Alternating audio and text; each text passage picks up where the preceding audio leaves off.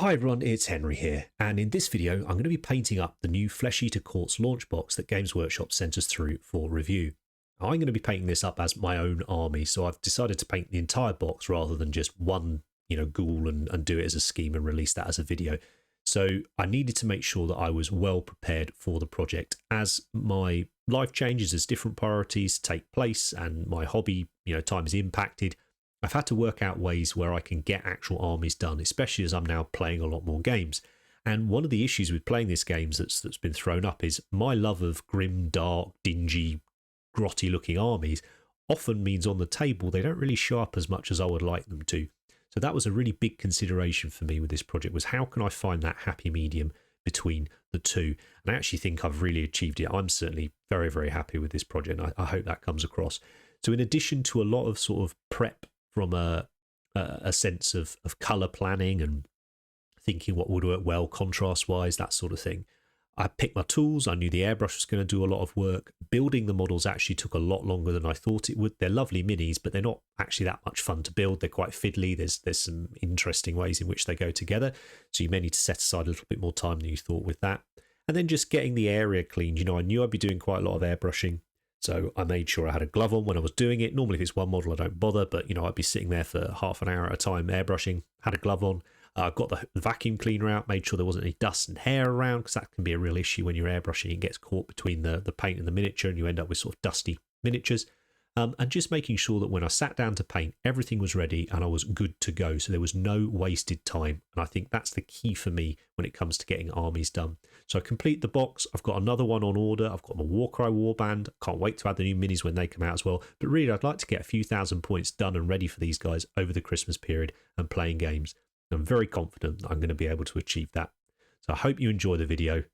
Let's paint.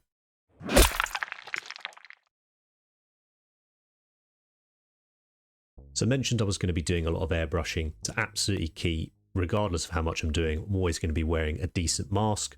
Popped a glove on, say, to help keep the hand a little bit clean.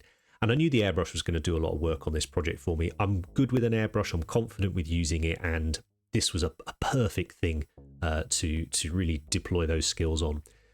So as I mentioned before, I'm always worried that my armies end up a bit too dark and dingy for the table. So I was thinking in my mind, right, keep it bright. So I've started from a very light prime here. This is Ghoul Grey by Colourforge, but any sort of light off-white prime will work. And I've base coated the models using Barak Nar Burgundy. You can see the difference between a model that was prime black on the left there and a model that was prime with a lighter colour. So we're already starting from a brighter base, and this is key. Keep it bright, even though it's going to be dingy at the end. I thin the Barak Nar about 50-50 with normal airbrush thinner. I'm spraying 25 psi whenever I'm spraying, and I'm using a 0.4mm needle and nozzle. And this is our Harder and Steenbeck signature series evolution I'm using. So for the highlight, I'm going to do a really strong zenithal highlight. So this means I'm hitting the model sort of top down. So anything that's facing up towards the light, as if the light was directly above, will be very, very bright. And anything that's facing away will be very, very dark. In this case, the dark is going to be that strong burgundy colour. Now I've chosen to use JN Grey by Tamiya. I love using Tamiya paints, particularly the lighter colours, because they airbrush so nicely, because they're made a little bit differently. They've got a solvent base, so we need to make sure we're using Tamiya thinners with them. So I've used about 2 to 3 drops of Tamiya X20A thinner for every drop of paint here. Still spraying at the same pressure and all the rest of it. You can see straight down from above, we've got quite a dramatic pre-shade now. And that level of contrast, that value contrast, that light and dark, is key to making the sort of the miniatures catch your eye as you walk past. And then the fact that we're going to be using these colours, these contrasting colours, purples and greens, a little bit of orange chucked in here and there, should also help with that. Now, when you've got the models lined up and you're good to go, this process really doesn't take very much time at all. But for the colours themselves, I wanted to get a little bit of variety across all my little ghouls, so I just dug into the box. I did an awful lot of testers for these, and in the end I found that the GW shade paints worked really, really well. I'm sure washes from other companies do as well, but I don't have them, but I've got all the GW ones, so that's what I'm going to use. I tried using contrast paints, and actually they were too strong for me for this, whereas the shades offered me just that right level of colour. And to thin them, I put maybe, I don't know, a couple of drops of airbrush thinner into the cup, and then a good sort of 10-20 drops of the wash So there's just a tiny bit of dilution, and really that's just to help aid them go through the airbrush. You can see with one coat on there, there's really very, very little happening. It's starting, but it's really not going to see a whole heap going on. But that's absolutely fine. A little bit of patience, particularly when we're spraying with such thin paint as we are with this, with wash, basically coloured water.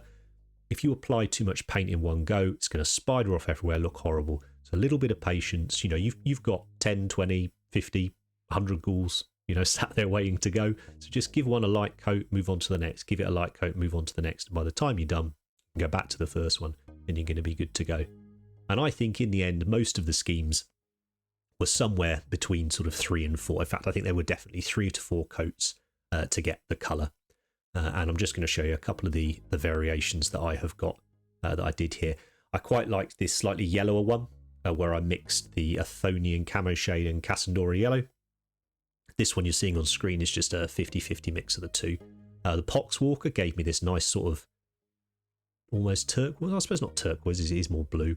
I tried Celia Green shade. Looked almost identical to the Poxwalker, so not really sure that's worth it. But I think it still looks good. This is a little bit darker. So there's no harm, but that level of nuance will be lost by the time we're finished with the scheme. Nothing too subtle, and then Kroak Green, which I've done for the majority of them, which I think is my sort of favourite generic colour for them, and it means that the other ones stand out a little bit more, which is nice too. So you can see when we got them in hand, they're already starting to look quite interesting. And for me, I was really excited. I genuinely thought, okay, do not ruin these because you might be onto something here. Now, I love when fantasy miniatures in particular, quite organic ones, so trolls, orcs, ghouls, things like this, I love it when their limbs turn into a different colour. And I've seen it done where it's sort of blood and stuff, and this was kind of half and half. Is it meant to be dried blood? Yeah, maybe. Is it just meant to be a cool colour change on their limbs? Yeah, definitely. So I applied it a few times as a wash, Berserker Blood shade here, because I wanted it nice and thick and running into the recesses. And then I've just blended it up the arms a little bit with my airbrush. So same mix, few drops, same as how we did the skin. And again, I love how this comes out. It's just a little point of difference, just makes them look a little bit more interesting. Now, contrast paints are going to do a lot of work for us on this scheme, keeping it simple. And I just like how they apply, and the fact that we've got that fairly dramatic pre-shade on there is going to help with the effect that you get from contrast anyway. So any of the fur or the hair that are on the models, I'm just going to base using Ratling Grime. It's particularly important on your normal ghouls who don't have any pants on, and whose own dignity is just, lack of trimming. So we need to get this fur spot on. I'm not diluting contrast paints at all. I'm just going straight out of the pot with these. I'm also using the biggest brush I can for the entire of the project. I'm using a size 5 by Winsor, not by Winsor Newton. It's a size 5 Series S by Artis Opus. I used to use a size 3 Windsor, and that died on me. And then when I went looking for a new one, I saw I'd picked up one of these size 5 Series S's, and it's been wicked. I did all my epic stuff with this brush, and I've done all the FLESHEATER Court stuff with this, bar the eyes. For any leathery bits, I've used Garaghaks Sewer. Exactly the same way for the sort of very minimal bits of cloth that are on these miniatures. I've used Black Legion. It's the stronger of the two black contrast paints. The Black Templar was too grey. For the wood, I've used Snakebite Leather. And these are, as you're going to see, very, very simple recipes. There was lots of times when I was doing the testers, I thought, okay, I'll do this step and then this step and then this step. And it just wasn't necessary. The amount of time and effort it took to complete them wasn't worth the jump in quality I felt on the miniature. And for the bone, I'm just using Skeleton Horde. And you can see all the time, even with these lighter colours, that lovely purple burgundy colours showing through in the shadows, and just really helping to harmonise that whole scheme. But generally we are keeping it, purples and greens, and then sort of boring other colours.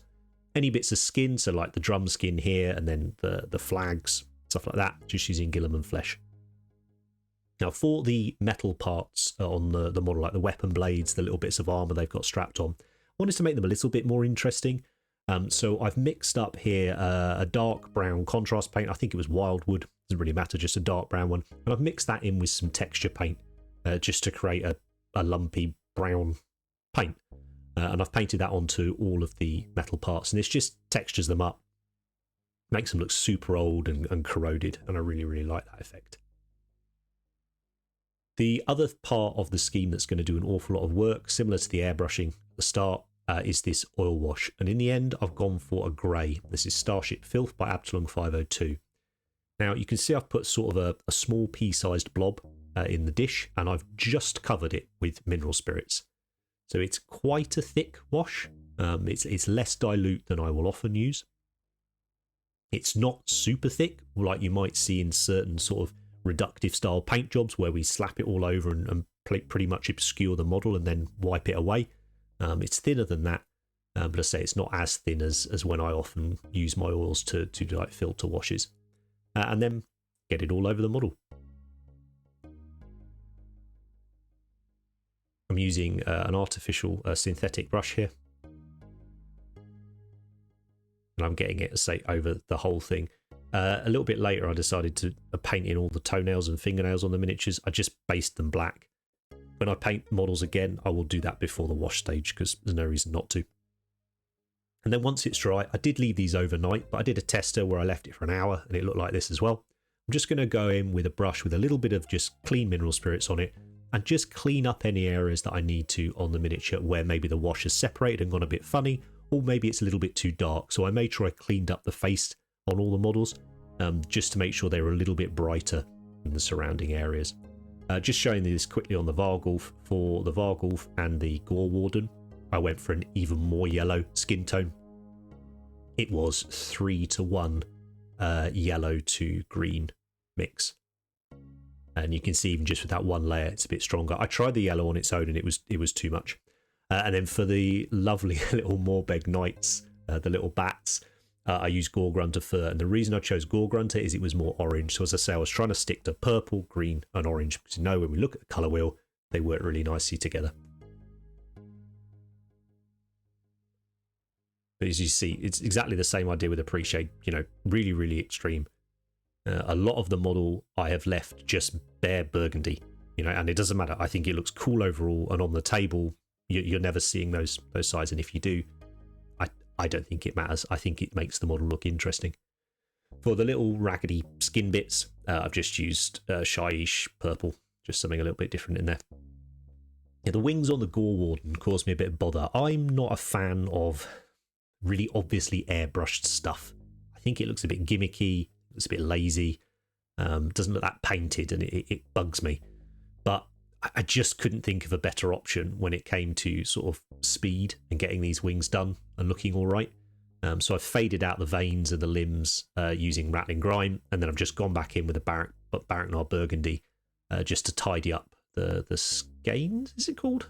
The skin bits between them. Anyway, I think it looks fine. It looks cool. It's all right. Like, I don't know. It's fine. I need to not get bogged down right in these schemes. Now, I haven't varnished after the oil stage. The oils are completely dry, so I'm able to paint over the top of them using acrylic paints. If you're under time constraints for some reason or whatever, and you need to, then you can just wait for it to be touch dry, get a gloss varnish over it, get a matte varnish over it, and then you're good to carry on. For highlighting the metals there, you saw I used Mournfang Brown. Just sort of stippled that over. It's a nice rusty orange colour. And then for all the hair, all I've done is mixed in a little bit of Vallejo pale blue grey with the relevant contrast colour. So what was it? Ratling Grime. And just highlighted up all the fur. For any leather parts on there, so those are the ones that we based using Garaghaks Sewer, highlighted them using Dubai Brown. You could probably just use Mournfang, if I'm honest, but Dubai is a nice colour. I like using it. And then for the bone parts, I've mixed in Karak Stone with Skeleton Horde and then just used pure Karak Stone. For the faces, obviously an area that, you know, faces and bases is the old adage, isn't it, for making good looking armies. So I did want to put a little bit more work in here. For the eye sockets, the nose, the mouth, that sort of thing, I'm just very carefully washing in some Carroburg Crimson here. So not only is this going to add the colour that I want, it's all going to create a little bit of definition on those features. And the face sculpts, I think, are amazing on these models. They're so characterful. For the eyes, Hobgrot Hide, so this is the only time I switched to the smaller brush. And this was less to do with the point, but more to do with the fact that the eyes are often quite recessed into the model. So the larger brush, I was just knocking them on the sides. And then for the teeth, just gone in with Karak Stone. So I could have done those. No, I couldn't have done those at the same stage, actually, could I? Because I needed to put the Carroburg Crimson wash in. It's always good watching these videos back, because I sometimes get more tips and things for me to do when I repeat them. Now, the basing caused me, I suppose, a bit of consternation. I wouldn't say problems. I often will just use texture paint and then slap some powder on there and done. That's what we do for the YouTube videos on the whole, and it's what I do for most of my armies. But I wasn't sure that was going to work necessarily for these miniatures. And I'd really liked what I'd done with them, so I didn't want to ruin them with the basing. But I thought, well, I need to start somewhere. So starting from a grey texture base, I haven't got a grey texture paint. I've got this lighter coloured one, so I've just mixed in a bunch of black. Just black ink there was the closest bottle of black to hand. Mix it in, a little bit of water to give me a dark grey texture paint. And I knew I wanted grey on the models. I wanted to keep them fairly dark because the models are quite light. And then I thought to myself, well, hang on.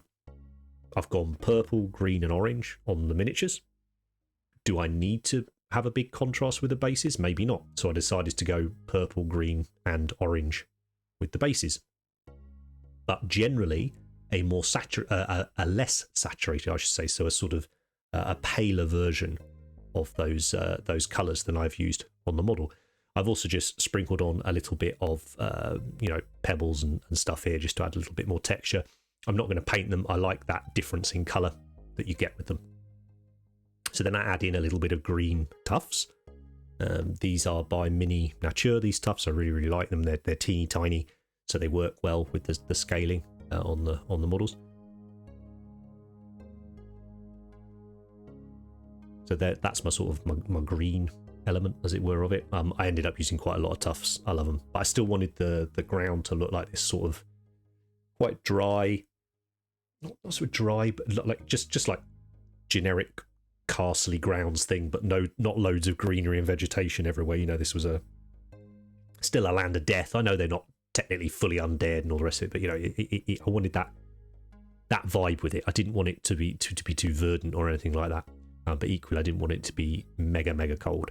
And then for the powders, I've chosen a mix of colours here. You can see Light Sienna by Vallejo, and then this one's called like Damp Dust or something by Life Colour. I don't know if you can still get it. A friend gave it to me years ago. I don't know if it's still available. I've certainly never seen it in a shop over here anyway. And then I'm going to make a pigment wash up using airbrush thinner and those powders. Really thin wash. It's very, very diluted mix, I should say. So there's not a huge amount of powders in here.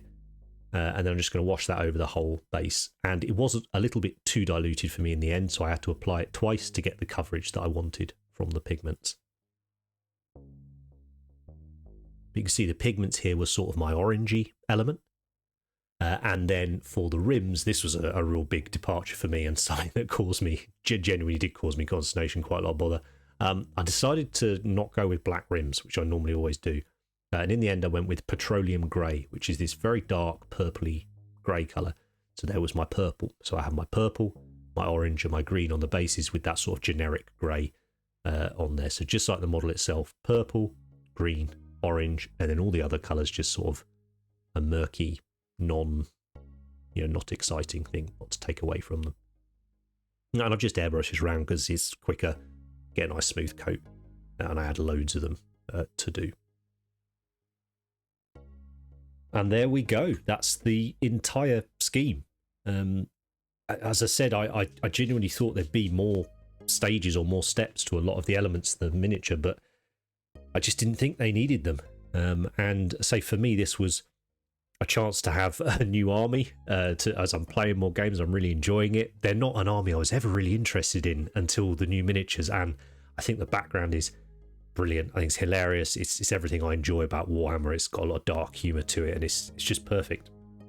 So yeah, very, very happy with how the scheme has come out, and confident now going forwards with the rest of the project that really the only things I'm going to tweak will be the skin tones, just to add a little bit of variety.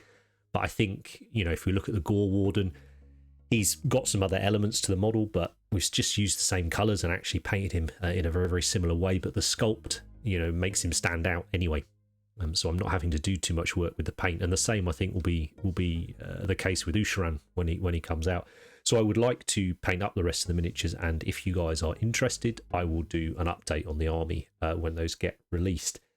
The bases, I really like how they've come out. So me and Andy are currently pro these bases. Ben thinks they should be snow bases. When I talked about the project to him to begin with, I said, oh yeah, they're definitely going to be on snow, loads of blood everywhere. I thought this was going to be a mega gimmicky paint job for this army, and in the end, I don't think it did turn out. I think it is airbrushed. It is clearly airbrushed, and that's something that isn't necessarily my favourite. But from the point of view of how much it pleases me to look at, that outweighs, you know, the element of it looking a little too airbrushed for my liking. But yeah, Ben thinks it should have been snow bases. So if we decided to leave it up to you, essentially, if you would like to see this army on snow bases, if enough of you want it, let me know in the comments.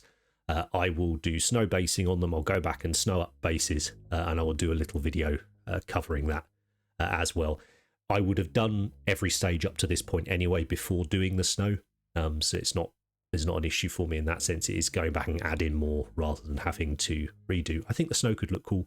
I really do. I'm not fussed either way. So if you'd like it, let me know in the comments, and I'll have a go of it. But yeah, here's how they look together. I think I want to try and find one more tone, I think, to do with the skin. I'm going to search through my washes. It might mean needing to do a little bit of a mix up. I just want to find a sort of darker blue to throw in there on some of the models, I think. But yeah, it's not really much to say about them. I just like, it's been really lovely the last few videos, the epic ones and this, to be so pleased with the outcome, and also very fortunate because they're for me. Most of the time for this channel, I paint things to sort of give other people ideas for their own painting. Rarely is it a personal project. But the Solar Auxilia and these guys are very much my personal project. I'm going to be gaming with these guys hopefully next week, which is awesome. And for those of you that watch the channel for a while, it's a really nice end to the year for me, this, because the year kicked off with a failed project, my Slaves to Darkness. I'd done loads of tests for it, got this, that and the other. I got them all the armor base coated. I was starting on the third. I just lost steam on the project. I don't know why, but I did, and it's bugged me all year long. Still bugs me. The other day I was like, oh, maybe I'll stick on square bases, you know, for the old world, blah, blah, blah. I just don't know what to do with that project. But to finish up the year with an army I certainly wasn't expecting to have, and one that I really, really enjoy the look of and can add to very, very quickly, is a big, big win for me. So I just wanted, I guess, to say a huge thank you to all of you for sticking with us for the year, particularly those of you that support us over on Patreon. You know, it's gone bananas over there this year. It's amazing. It's allowing me and Andy to do this full time now. So we produce video over on here, video over on there each week, bring in other people as well. I've got an awful lot coming next year to do with that as well. And it wouldn't be possible without that support over there. But if you aren't able to support us over on Patreon, but you do like what we do, then liking the video, subscribing to the channel, sharing the video with your friends does make a massive, massive difference to small channels like ours.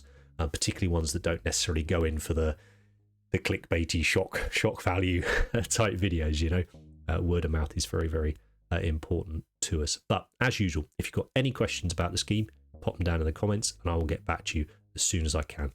Thanks ever so much for your support. Take care, and I'll see you next time.